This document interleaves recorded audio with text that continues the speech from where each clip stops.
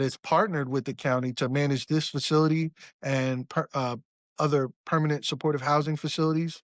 They held a rally where they informed us that as a result of this executive order, $2.5 billion would be cut from the continuum of care, and over 1,000 residents here in Montgomery County were going to lose their housing, and that everybody, all of us, would not be housed, and we could potentially lose the shelter as well. So when I heard about that, attending the rally for PSH, I knew that um, I had to do something to save myself and others like me. So you would essentially be forced into the streets if they cut this funding. Yes. Well, essentially, so we could be there are agent like churches and other places before they build up the continuum of Mhm. care that would offer services, but essentially people would be out on the street without the infrastructure in place to help them get back on their feet or get the housing or the other services that could make their lives better, get them back into functioning society, or at least get them off the streets. So all that would have been lost without this lawsuit and two other lawsuits that have been filed by a coalition of states in one case and the National Alliance to End Homelessness in another case. So there was something that you the beginning of the process. So when I found out about what was going on, I actually asked the county executive if they were planning on suing the administration regarding the cuts to the continuum of care. They said that they were, um, but we're really worried because we're all like dependent on this shelter and places like it to be able to stay indoors. As right now, it's January and it's very cold outside. It's extremely cold, and we could die from exposure. Um, it just places us in really precarious kind of condition. Not just Maryland. How many people nationally? Because of course it's we have even colder places than Maryland. Uh, living outside, living actually outside, even unsheltered, there are hundreds of thousands of individuals in America. In shelters, also hundreds of thousands, millions facing housing instability. And then there are almost 200,000 individuals who have already been housed through the continuum of care that would lose their housing as a result of policies implemented directly because of the executive order. What kind of progress have you made so far? Where are you in the process? So my case was filed in October, served in November, and so the Department of Justice has until the 27th of this month to file their response. Um, They have not yet entered an appearance, but after I filed my case, a coalition of 20 states, including the Attorney General of Maryland, filed a similar claim in Rhode Island.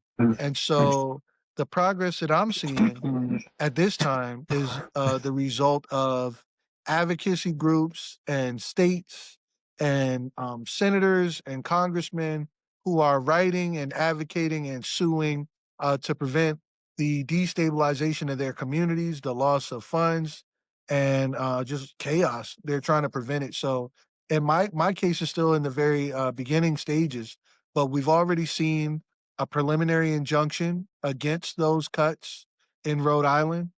And that is all the difference. So for right now, that funding is saved, but it's temporary.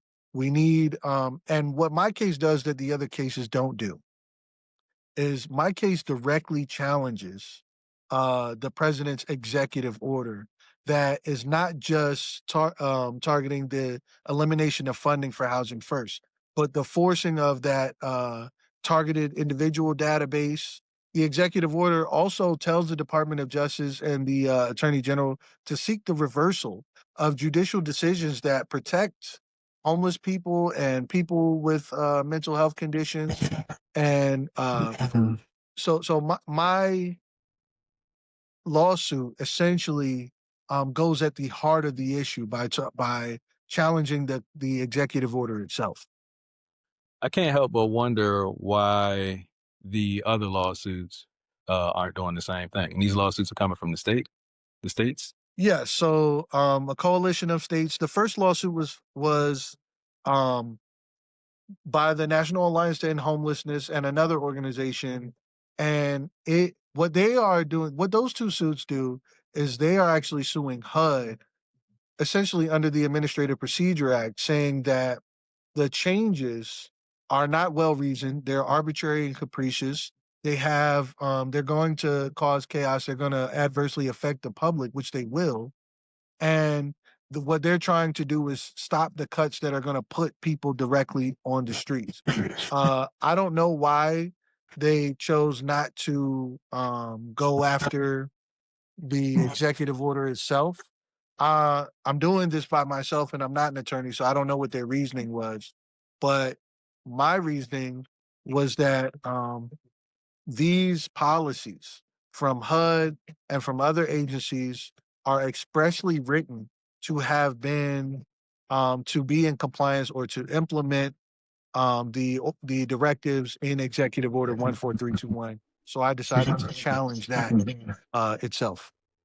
How are the states making the accommodations to be in compliance with the executive order?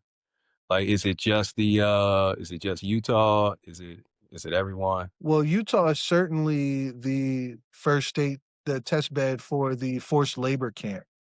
Um, but there are other states who, every state, what the executive order is, or who it's directed towards, is towards the federal executive agencies. So it specifically directs the Attorney General, the Department of Justice, HUD, and other similar agencies.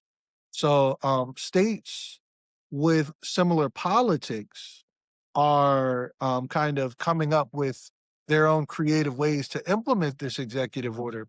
But if you look beyond the order, you can see that this is a philosophy that that people in this country are worthless, or that they're illegal, that they could be disposed of or dehumanized in certain ways and exploited. And people who believe in that kind of philosophy or hold those kind of politics are those states, those agencies are kind of taking it upon themselves um, to move and be in compliance with this order. So So it's so by criminalizing homelessness, essentially the principle of injustice anywhere is a threat to justice everywhere, kind of thing. yes, yes, but specifically, every state in America has a continuum of care. Um, and that's how those funds for Housing First are distributing.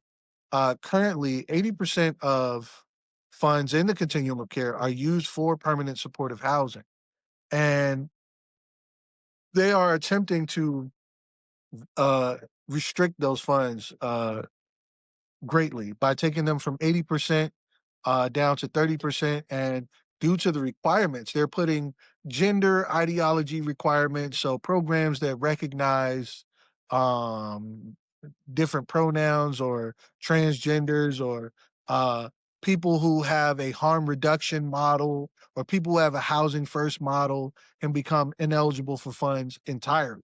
So it's a really political act. It is not a reasoned act. All the academic studies over the last 20 years, even up until the last couple of years, show that the housing first model greatly reduces dependence on emergency services, and it really saves lives. And people who are given permanent supportive housing or rapid rehousing, or people who are receive services under the continuum of care and are housed through there, greatly reduce their need to use the different emergency services. So it saves billions and billions of dollars. So the money that they're taking away essentially is going to cost more in the long run, Yes, unless yes. unless find some way to monetize homeless people. It's both inefficient and kind of a corrupt transfer of funds from the existing